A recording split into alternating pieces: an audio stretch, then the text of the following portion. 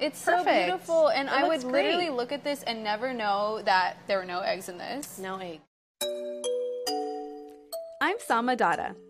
I'm a cookbook author and recipe developer in the plant-based food scene, which is becoming more innovative every day. I'm on a mission to see how startups, restaurants, and chefs are changing the way we see and eat plants. And I can't wait to show you how to bring more delicious dishes into your kitchen.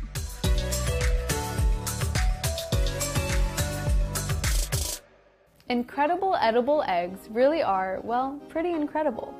From a simple hard-boiled egg to a stunning souffle, eggs are essential parts of so many meals.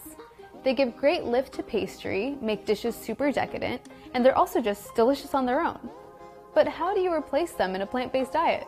I'm going on a cross-country hunt to find out how chefs are cooking up savory meals and sweets, all without cracking a single egg. Right now, it's breakfast time. So I'm headed to a local spot right here in Brooklyn that's turning chickpea flour into a breakfast staple, the perfect scramble.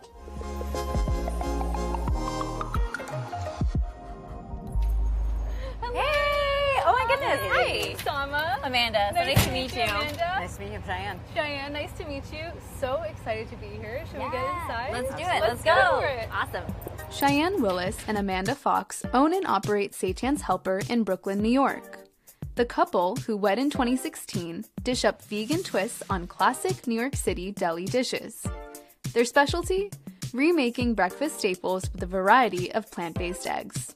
A lot of people, when they go plant-based or they try and start eating a more vegan diet, right? Eggs are something that people seem to miss. So you do a lot of really interesting things with eggs here. And I want to know, how do you mimic the texture and the flavor of a regular egg? Tofu just is never going to be eggs, so you just have to get to that closeness.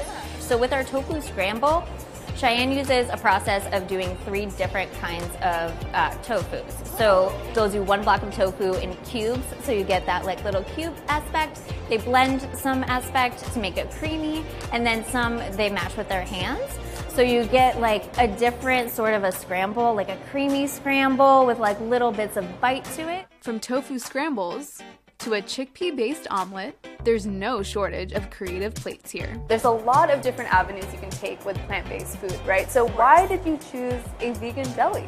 We're both from Pennsylvania. We both come from like getting your sandwich from the grocery store, and it's just like a classic nostalgic feeling.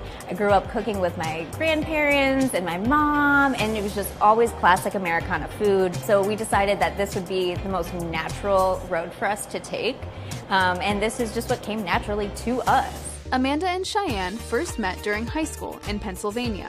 A few years after graduation, they reconnected and quickly fell in love over their shared passion for cooking. We've just been always obsessed with food. Cheyenne's actually a classically trained pastry chef. The two moved to Brooklyn and worked together at several restaurants across New York City.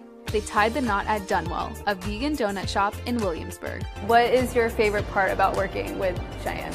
We're in each other's brains, 100%. After working in traditional restaurants, they both had dreams of creating a more equitable eatery, run with a focus on treating staff fairly. So we decided that when we made our space, that it would be everybody's on the same playing field. We're all equal. It doesn't matter who technically owns it. It doesn't matter who does what or whatever. Everybody gets paid the same. We all are just here working together as a team. In 2018, Amanda and Cheyenne started running a vegan pop-up, serving homemade seitan at various locations around Brooklyn. Seitan, the restaurant's namesake, is a high-protein meat substitute made from wheat gluten. The chefs use seitan to recreate plant-based deli meats, like bacon and roast beef. I think the interesting thing about our food is we base it on those flavors that you're so used to. So when we were coming up with our salami recipe, I was like, okay, so what goes into actual salami? And we took those ideas and those flavors, so it became the base for this nostalgic food that we can now make vegan. After a successful run, the pop-up graduated to a storefront in 2020. Putting down roots in a permanent location was vital for the couple, who wanted to create an inclusive space for vegan and queer communities. We get to meet so many different types of people, and obviously because we're a queer-owned company, we attract all the queers, which is perfect with me. We have our loyal customers that have been with us from the jump.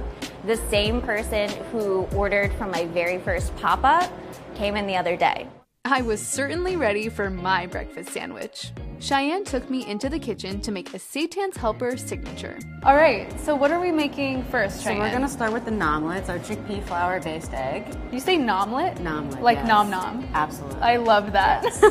So we're gonna start with some chickpea flour here. Okay. To make a perfect omelet, building the right eggy texture is key. Cheyenne mixes oat milk, lemon juice, and oil with chickpea flour, or besan, a common ingredient in Indian cuisine. Have you tested this with other flours, or have you landed on chickpea flour being the best for I an have eggy definitely substitute? tried with regular flour, but it is weird. So that's why we use the chickpea, just to Okay. keep it like lighter, fluffier, Okay. less harsh.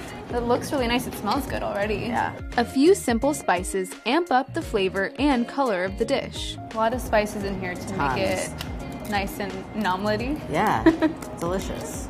I feel that a lot of times in vegan cooking, people don't add a lot of spices. Cheyenne's secret to upping the savory factor is kala namak, or Himalayan black salt, which comes from North India. It adds this So this really omelet. wonderful sulfuric acid taste. It brings that egg flavor really to the That front. egginess, yeah. The omelet cooks for about 5 minutes before getting a flip. Look at that. Stunning. Gorgeous. Yeah. So we'll know when she's done, when she's a little bit firm. Okay. Yeah, she's pretty much good to go. This looks really good and it smells amazing. I'm glad. It's like it's giving me such a savory pancake vibe, even though it is also an omelet. So I love it. The omelet is served with even more plant-based breakfast staples. All right, so I have our The house-made bacon. bacon here. This is made out of seitan, I'm It is, assuming. and there's like oats and cheese, Ooh. jalapenos, bunch of fun stuff Wow. in here. We do not skimp on anything. Love that. And so I fried this up, and we're just gonna lay this gently down. Amazing. Just give it a little bit of fluff there, Love it. and then we would just close the lid up. Ta-da! A totally vegan BEC. Here I go. Woo! Whoa. Whoa, Cheyenne, whoa. Lots of flavors. The omelet is crispy. The bacon is super flavorful. It's delicious. Thank you. The eggless egg sandwich really blew me away. Now it's time for lunch, and I happen to know a fantastic ramen spot on the other side of the country.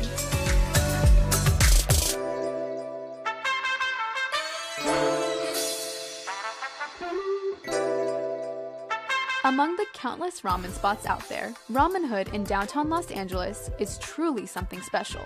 Everything on the menu is totally vegan. Ramen Hood was co-founded by Top Chef Season 2 winner Ilan Hall and world-renowned chef Rahul Kapkar in 2015. There you go. Thank you so much. Yeah, of course. I'm so excited. Ramen Hood is one of just a few restaurants in the country specializing in plant-based ramen. And they were the first to offer a vegan soft-boiled egg, a traditional topping for this comforting soup. Rahul, you Yes. make vegan ramen. Can you tell me about why you do that and how this all got started? It was actually my friend's idea. I was working in Denmark at the time, and he called me and he was like, hey, I have this idea for a vegan noodle concept. That friend was Ilan, who had been running Esh, an Israeli barbecue joint in Brooklyn. Why make it vegan? My business partner had a restaurant that was very meat heavy, and he was catching a lot of flack from vegans on Twitter. And that is kind of, it's not like the catalyst, but he was just kind of like, all right, well, I mean, I can do vegan food. In 2014, Ilan invited Rahul to cross the Atlantic and bring his expertise from one of the world's most prestigious fine dining restaurants, Noma in Copenhagen. Part of the reason he called me was because the restaurant I was working at, we were serving, I think, like 24 courses at the time, and like 16 of them were vegetable forward. And then once we kind of started talking about it and refining it, it just made sense for us to do ramen. Ramen's something I grew up eating. It's like a real kind of like comfort food for me, and definitely nostalgic. I used to come home from school and have a bowl with my grandmother. Traditional ramen broth is usually made with pork, beef, or chicken bones. Sometimes it's a combo. But Ramen Hood uses vegan dashi, a liquid base made from konbu and shiitake mushrooms. This is spicy garlic sunflower seed broth. We've got some bean sprouts in here, baby bok choy, king oyster mushrooms, scallions, sesame seeds, chili thread. After pressure cooking and blending the ingredients with sunflower seeds, the chefs are able to create a creamy, umami-rich broth without any animal protein. But Rahul thought their vegan bowls wouldn't be complete without a classic topping, a creamy, soft-boiled egg. Why was it important for you to add this vegan egg into this ramen? People expect an egg in ramen. It provides that creamy texture that kind of people are looking for. And in like a traditional bowl, it can be a really nice, like different thing to be eating. Like you've got chewy noodles, and you've got this pork, and then you've got an egg that's like a soft-boiled egg. It just makes the broth richer, and it kind of makes your entire experience eating the bowl feel richer. Ramen Hood's secret? Mixing the dashi from their ramen broth with agar, a gelatin made from seaweed. Teach me how to make this. Yeah, this is pretty straightforward. So we're going to take 500 grams of our broth. Okay. This is the agar here. We're just going to put a little bit in. Dump this in here. So I'm stirring this around to make sure the agar doesn't clump and settle. Okay. And how long does it take to get to the point where you want it to be? Not long. It'll take just a couple minutes. After the agar mixture simmers, it's poured into a custom mold to create an egg shape. How many of these do you make a day? About 150. Within just a few minutes, the liquid firms up, and it looks and feels just like a boiled egg white. This literally tastes like... First of all, this tastes so good. It tastes like ramen broth, like a lot of umami, but also the texture is very egg white. Yeah, because it's This just the is broth. way It's better. like it's got the richness from the sunflower seeds. Yeah. To make a whole egg, the chef uses a melon baller to scoop out room for the yolks. That's so crazy how, like, gelatinous it is. Like a egg white. Okay, I'm gonna go. Don't judge me. First time.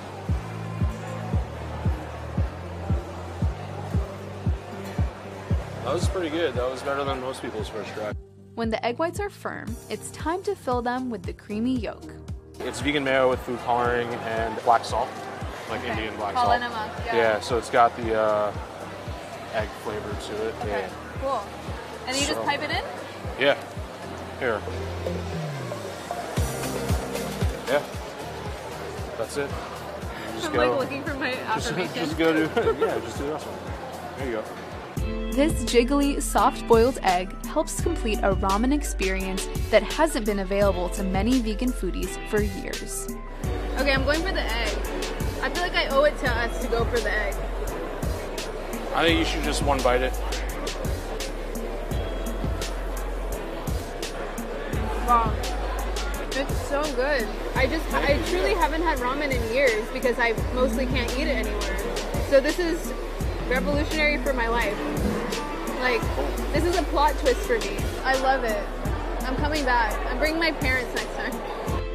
This vegan hard-boiled egg might be pretty advanced for a home chef, but I've got a super easy egg swap for baked goods that only requires 2 ingredients. If you're looking to replace eggs in your baked goods, maybe you're allergic, you're vegan, or you simply don't like eggs, a flax egg might be the substitute for you. I'm going to show you how to make 2 flax eggs today. So we're using 2 tablespoons of flaxseed meal with 5 tablespoons of warm water. You can see it right here. This is going to blow your mind.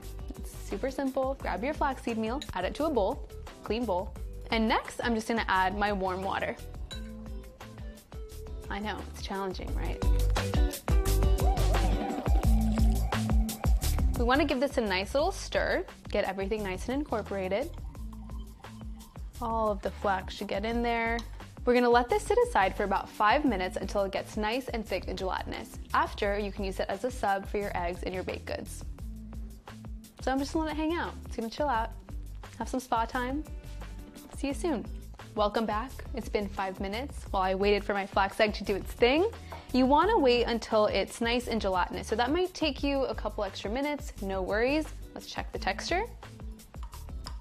Check this out. She's thick, gelatinous. I keep saying that word, but it's true. Flax eggs really work like eggs to help bind and thicken your baked good. It's not gonna rise exactly like eggs would, but you're not gonna taste it at all. It's still gonna be a delicious and perfectly baked good. I'm not saying this belongs in a museum, but it might belong in your cookies. Okay? Flaxseed isn't the only swap vegan bakers can use to replace eggs. One bakery in Portland is using all sorts of different ingredients, from applesauce to tofu, to make plant-based desserts that are totally decadent.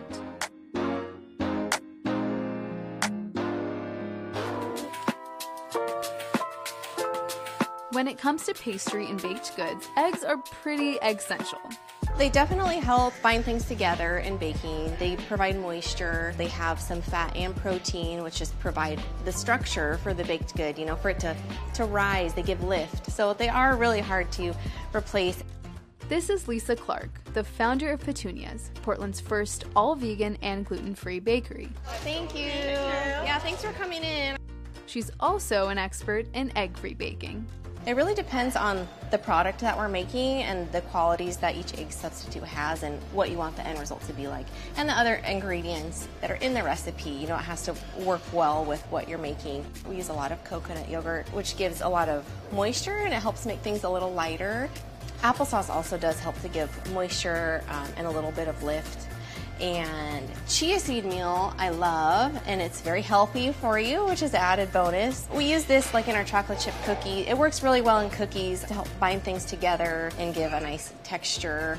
This is silken tofu that's pureed with a milk, so you could use coconut milk, almond milk, rice milk with an immersion blender. That's really nice in like a pound cake that we make or a poppy seed muffin that we make. It helps give some structure and stability. In 2003, Lisa learned she was intolerant to dairy, gluten, and eggs. She decided to take control of her diet by turning to one of her favorite childhood hobbies. My mom is who taught me how to bake, and it's just something we did together all the time.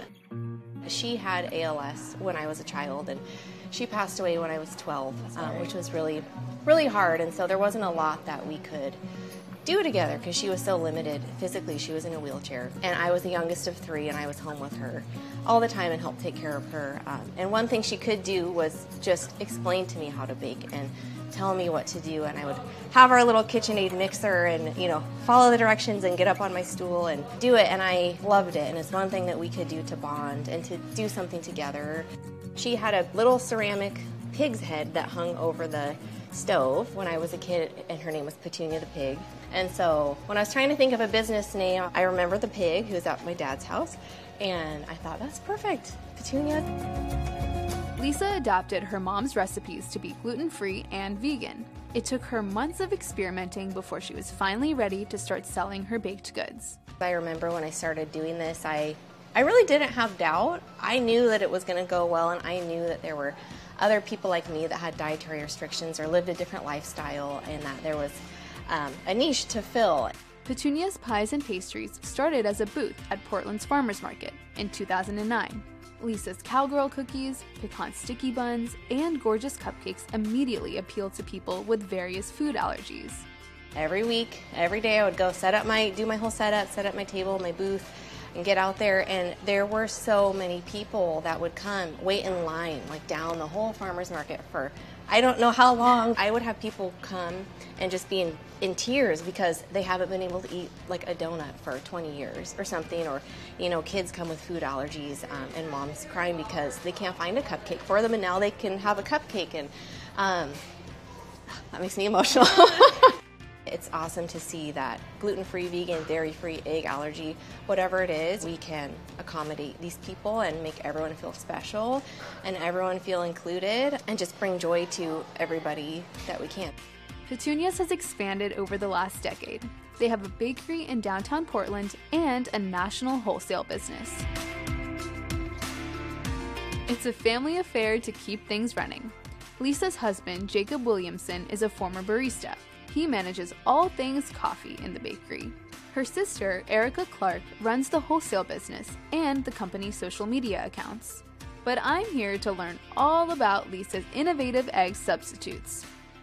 I'm really interested to know how you landed on all of these different egg subs. How did you figure all of this out? Oh my gosh. I don't know how I figured it out.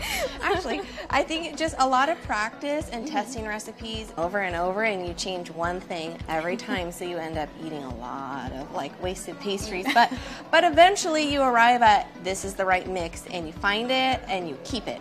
On the menu today, Decadent chocolate cupcakes.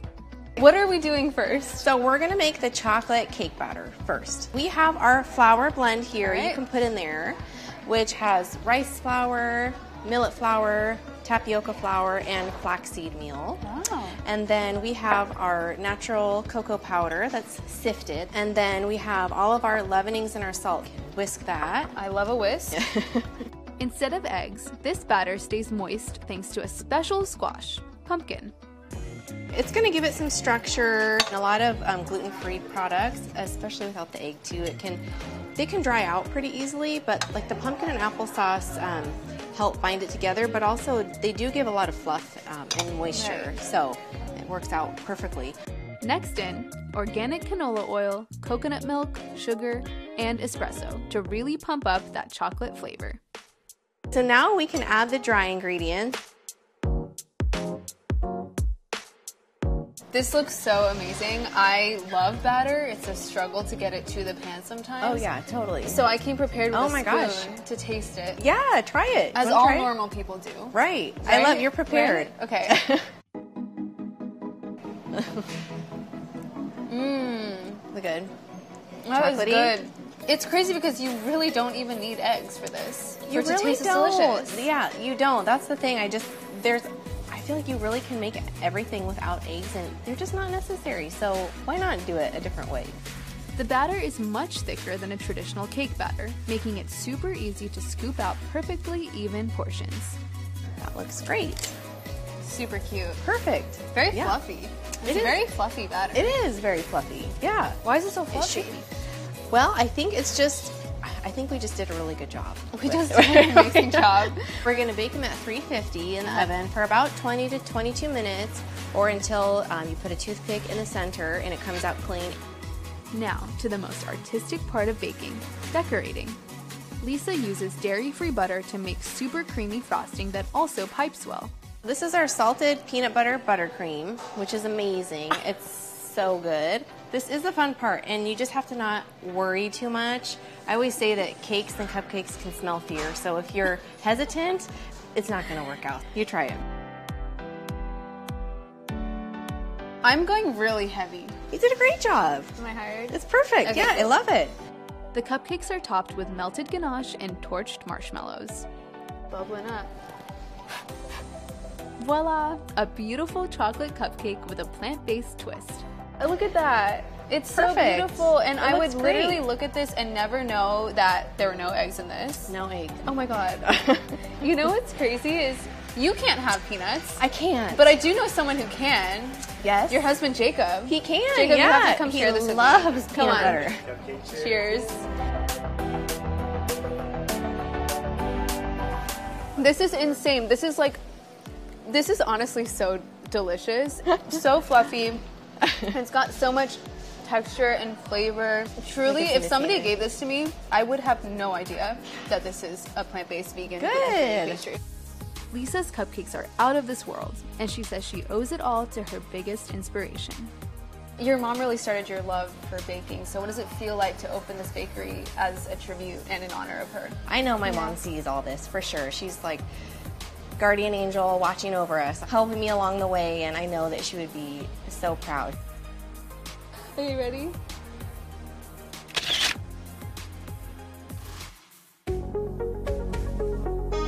Whether you're skipping eggs for an allergy or because you're vegan, there are so many more options now.